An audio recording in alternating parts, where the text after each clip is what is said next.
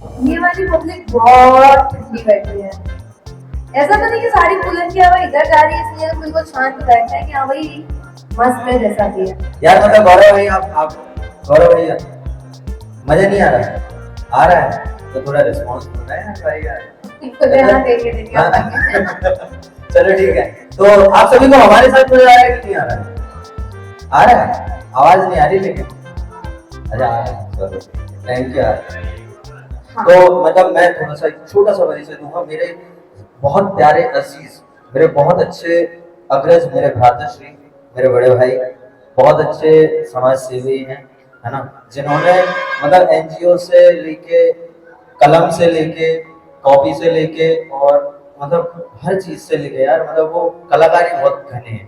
ठीक है, वो कलाकार कौन है उनका परिचय देंगी अदिति। ठीक है। सो अभी हमारे बीच में जो अगले कलाकार आ रहे हैं वो एक सामाजिक कार्यकर्ता तो है ही लेकिन एक काफी अच्छे विचारक हैं और कलाकार हैं और राहगीर सामाजिक संस्था के फाउंडर भी हैं जो जीवन समाज और आत्म अन्वेषण से जुड़े विषयों पर लिखते हैं। मतलब लगभग अपने आप से जुड़े विषयों पर लिखते हैं और उनकी लेखनी जो है वो संवेदनाओं, मानवीय संवेदनाओं, रिश्तों और आत्मखोज की गहराइयों से छूती हुई है।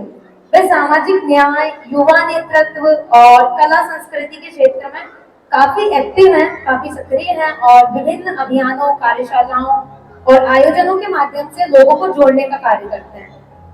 राकेश जी जो है, जो अभी आने वाले हमारे सामने, वो कहते हैं कि हर व्यक्ति अधूरा है और यही अधूरापन उसे आगे बढ़ने की ताकत देता है।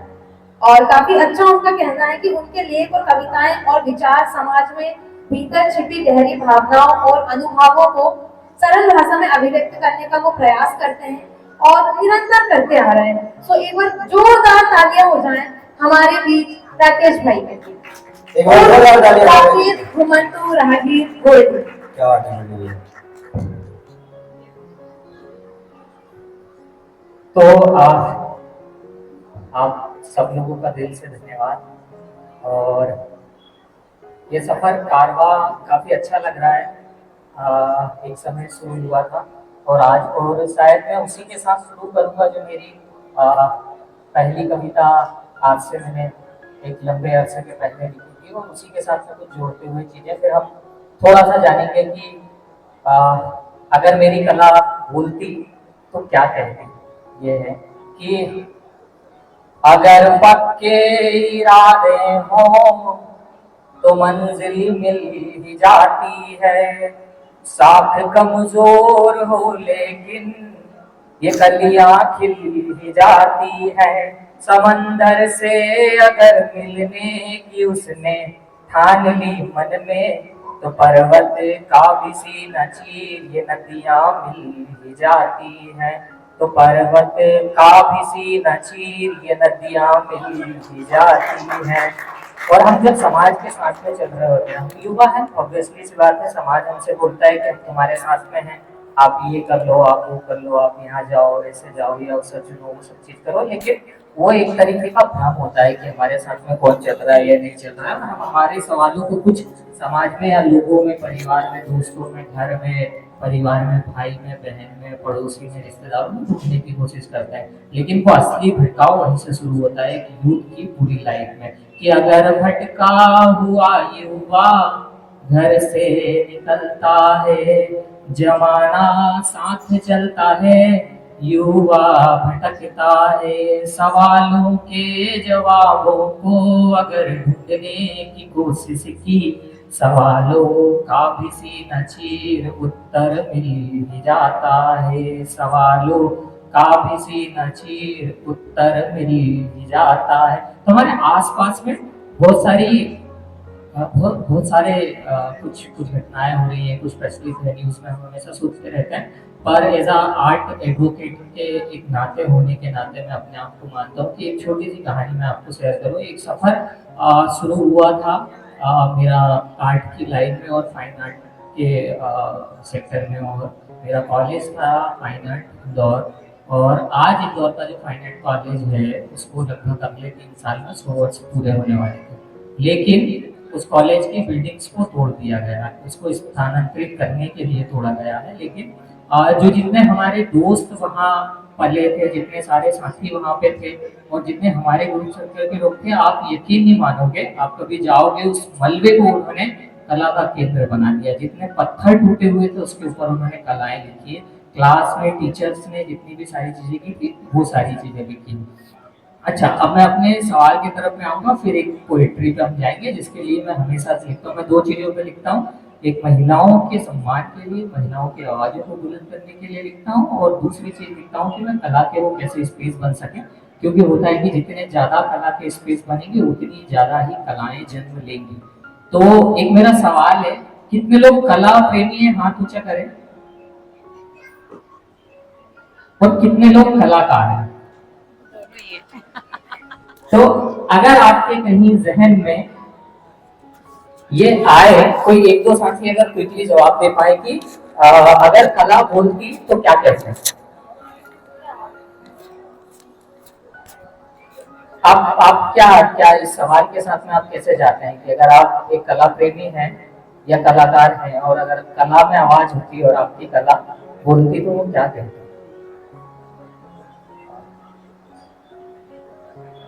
तो बस इसी सवाल को लेकर मैं पिछले 15 सालों से भटक रहा हूँ कि ये देख पाऊं कि जब भी कला के बोलने की आवाज आती है, कला एक्चुअली ऑब्वियसली सी बात है, बहुत सिंपल सी भाषा में अगर उसको बोले तो कला हमारे अंदर एक भावनाओं से उत्पन्न हमारी आवाज को प्रेजेंटेबल प्रस्तुत करने लायक वो कला बनाती है।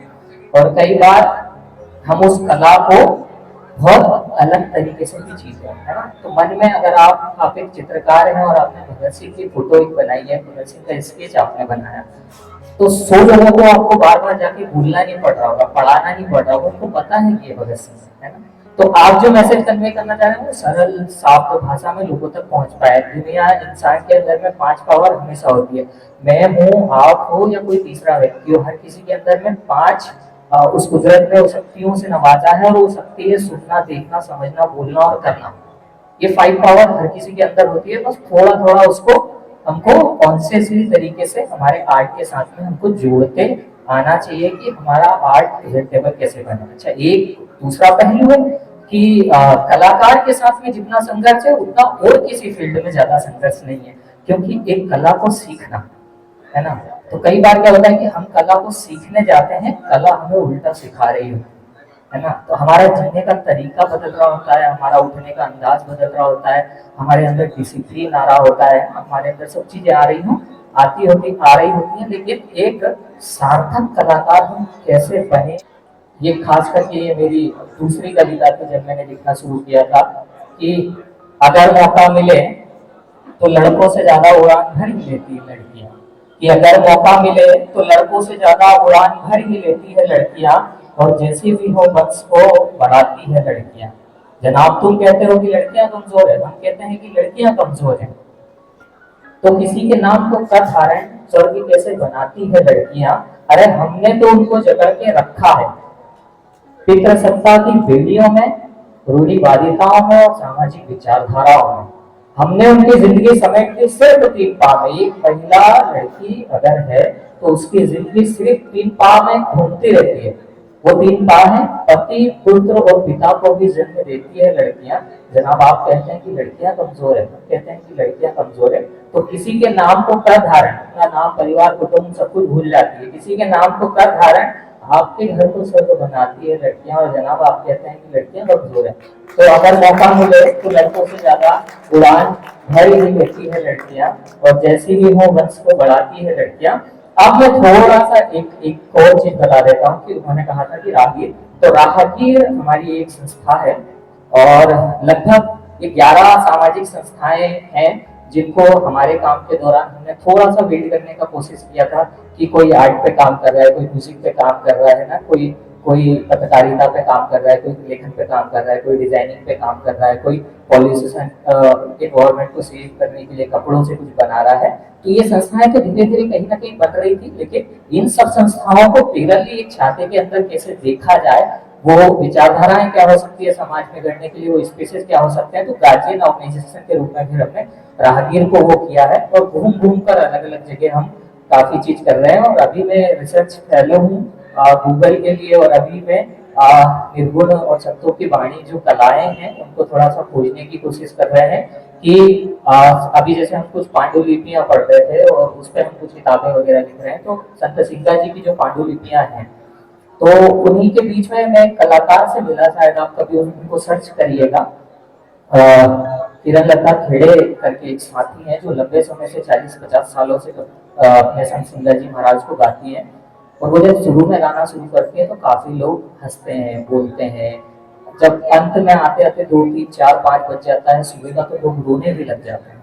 तो कला कितना सारा मतलब व्यक्तियों को, सबको वो दे रही है, डोनेट कर रही है ना। एक कलाकार के अंदर अपनी कला को जन्म देना ही मुझे लगता है कि पहला पॉइंट है ना।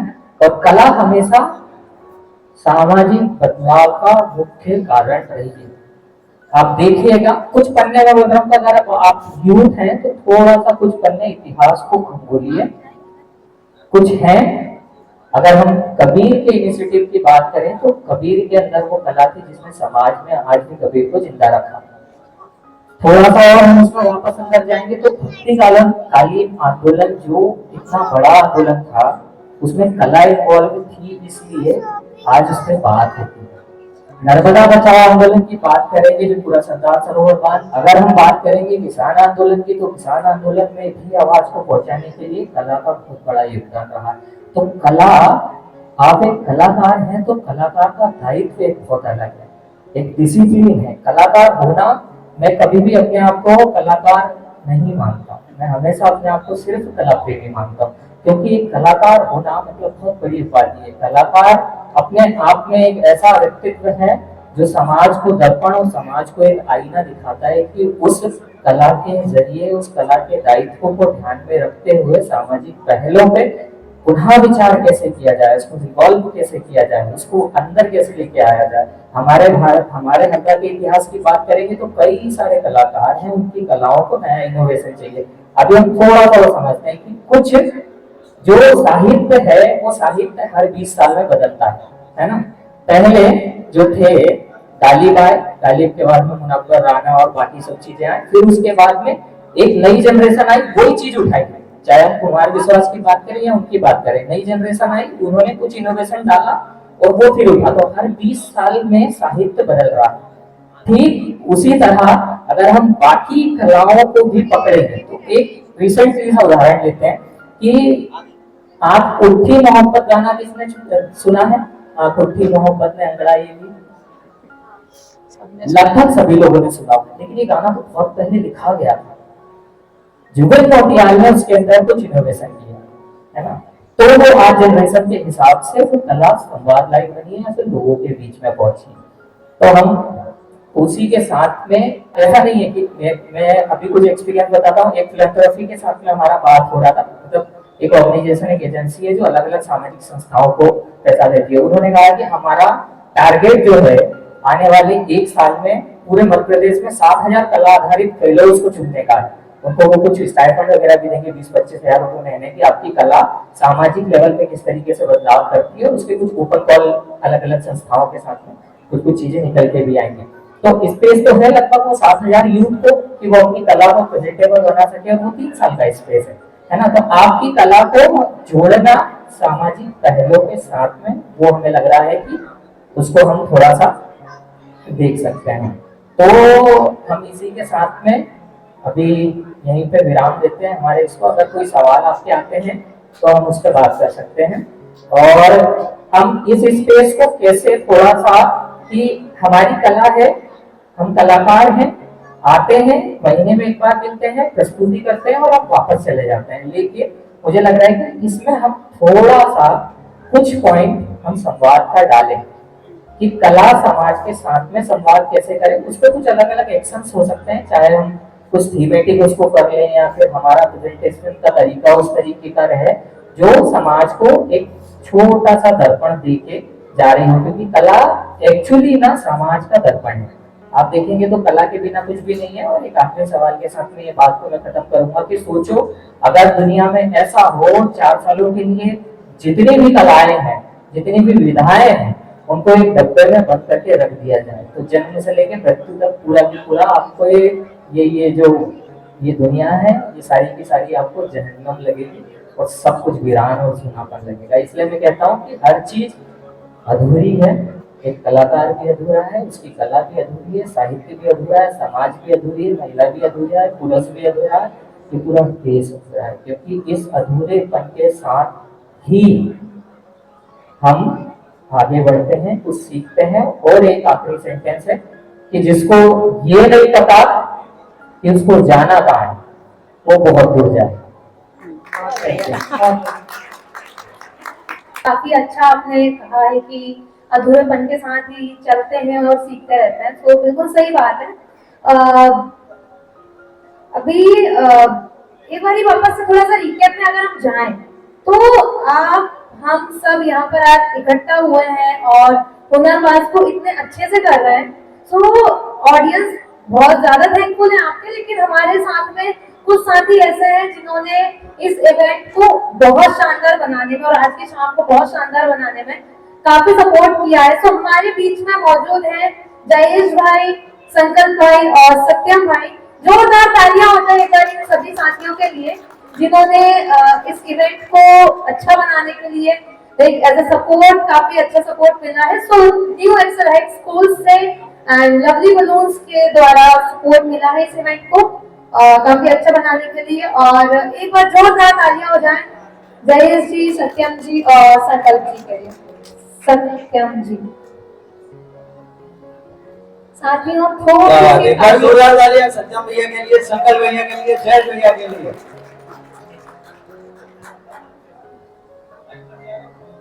अच्छा ठीक है, देखो मैं पहले इनका परिचय देता हूँ। हमारे आज के इवेंट की जो सबसे प्यारा, जो देख रहे हो ना व्यवस्था, बैठे हो कुर्सियों पर, ठीक है हाँ, तो आज जो भी प्यार है वो प्यार हमें बड़े भैया की वजह से मिला है ना। ये छोटा सा अरेंजमेंट इनका ही है ना। तो लवली बलून्स और एक्सेल हाइट के लिए एक बार जोरदार तालियां। और उन्हीं के साथ हमारे भोपाल से एक हमारे प्यारे अजीज भाई है ना, उभरते हुए जर्नलिस्ट है ना, आकाश भाई, इनका भी बहुत जोरदार तालियां से स्वागत करेंगे। कानपुर से है। हाँ हाँ सब ठीक है यार, हरदा में तो सब दूर से है, सबसे दूर से ही आए हैं। साथियों अगला जो परफॉर्मेंस होने वाला है वो है हमारे बस्ती की प्यारी प्यारी बच्चों की परफॉर्मेंस, जो है कि बस्ती में मस्ती के हमारे होनहार बच्चे जो आज हर दिल में संविधान गीत पर अपने जोश और जज्बे से एक शानदार नृत्य की प्रस्तुति देने जा रहे हैं। इनका नृत्य हमें याद दिलाएगा कि संविधान सिर्फ किताबों से नहीं बल्कि हर दिल में बसता है। तो जोरदार तालियों के साथ स्वागत कीजिए हमारे प्यारे प्यारे बस्ती के बच्चों।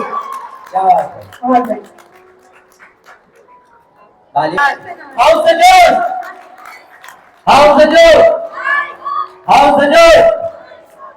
के बच्चे बहुत कम ऐसे उभर के आ पाते हैं जो इस मंच पे हमारे साथ आज हैं। तो एक बार जोरदार तालियां, इनका प्रोत्साहन आपको ही बढ़ाना है। अगर आप हैं तो ये है, एक बार जोरदार तालियां सभी बच्चों को। और हमारी बच्चियां हैं अर्चना, वैष्णवी, अलीशा, प्रेरणा और दिव्यांशी।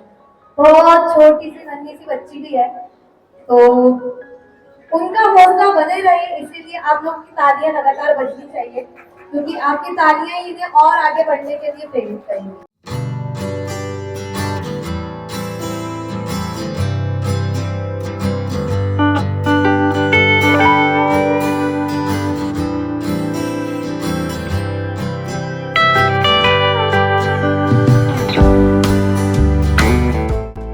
आपकी एज कितनी है? कितने साल की हो आप? 6? ठीक है, ओके। के लिए तालियां तो बनती ही है। और इसमें थोड़ी बात करते हैं, तो आप बताओ अपना नाम, आपको डांस किसने